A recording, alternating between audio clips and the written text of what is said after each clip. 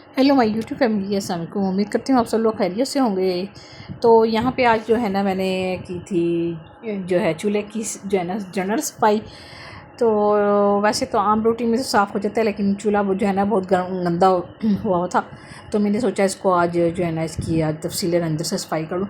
जब तक गंदा हुआ होता है ना चूल्हा, बहुत होता है कि इंसान जो है ना इसकी एक एक जगह से जो है ना कोने खदरों में से भी इसके मैल जो है ना चैल निकाल दे, क्योंकि कुकिंग होती है। कुकिंग में आपको पता ही है कि कितना खाना ऑयल वगैरह जो है ना वो चूल्हे में जम जाता है।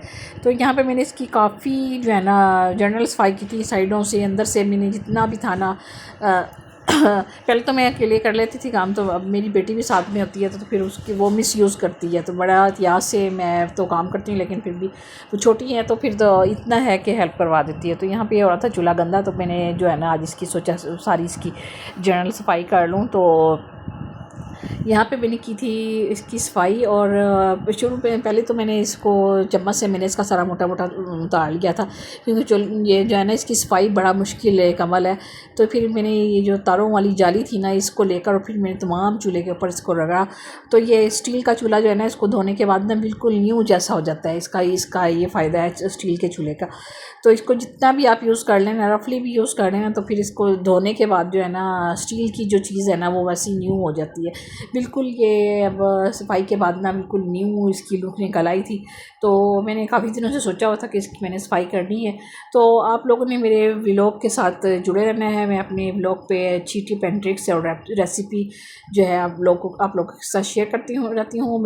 मेरा फर्स्ट चैनल महक ब्यूटी व्लॉग जो है ना उस पर आप जाएँ, उस पर भी मैं जो है ना व्लॉग्स और अपनी ब्यूटी प्रोडक्ट्स के बारे में आप लोगों के साथ शेयर करती रहती हूँ। तो वो आप लोगों ने जाके ज़रूर फॉलो करना है। मेरे न्यू जितने भी फॉलोवर्स हैं वो जाकर जो है महक ब्यूटी व्लॉग को लाजमी फॉलो करें। तो यहाँ पे जो है ना मैंने नाश्ता किया था, पराठे थे और अंडे सॉरी दही और चाय का कप था। ये दही भी मैंने अपने घर में ही जमाया हुआ है गर्मी में, क्योंकि जो है ना दही पराठे के साथ बहुत अच्छा लगता है। तो दही के बगैर तो मेरे बच्चे रहते नहीं ना, तो रोज़ाना मैं जो है ना कोशिश करती हूँ कि घर का ही दही जमा लूँ, क्योंकि वैसे तो बहुत महंगा पड़ जाता है। तो वैसे भी अगर आप बाज़ार से मंगवा कर एक दिन खा लेंगे, 2 दिन खा लेंगे, लेकिन डेली का बच्चे खाते हैं तो उसमें जो है ना फिर आपका जो बजट है वो आउट ऑफ कंट्रोल हो जाता है। तो फिर कोशिश यही होती है कि मैं घर में ही जमा लूँ दही। और यहाँ पे जो है ना ये बच्चे कर रहे थे, संडे का दिन है, तो यहाँ पे हस्बैंड बाज़ार से लाए थे नाश्ता, चने अंडे थे और नान पराठे थे। तो सैटरडे संडे को जो है ना हमारा यही है कि हस्बैंड जो है ना बाइट से हमें नाश्ता करवाते हैं। तो यहाँ पे जो है ना ये नाश्ता कर रहे थे बच्चे। और फिर यहाँ पे जो है ना आज आप लोगों के साथ मैं शेयर करूँगी रेसिपी मगज़ की। तो यहाँ पे प्याज़ों को फ्राई कर लेना है आप लोगों ने, और साथ ही मैं टमाटर भी डाल देती हूँ, क्योंकि सिलेंडर पे जो है ना सिलेंडर में आप कोशिश करें जितना भी है ना कि कम से कम गैस करें। सिलेंडर बहुत महंगे हो रहे हैं आजकल, आपको पता ही है।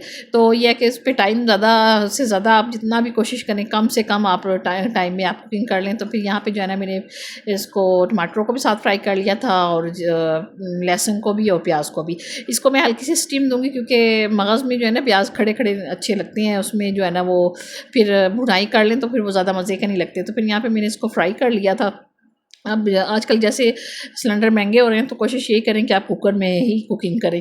तो मैंने यहाँ पे मगज़ बनाना था, तो मैंने इसको जो है ना प्याज़ों को फ्राई कर लिया था और टमाटर को भी। और ये मगज़ जो है ना इसकी मैंने सारी जितनी भी थी ना नसें वगैरह जो कहते हैं ना बारीक बारीक सी होती हैं, वो हल्का से पानी में उबाल कर उसको ठंडा होने पर उसकी तमाम जितनी भी शरियानें थी ना वो मैंने सारी निकाल दी थी। ये कहते हैं दिमाग के लिए बहुत अच्छा होता है।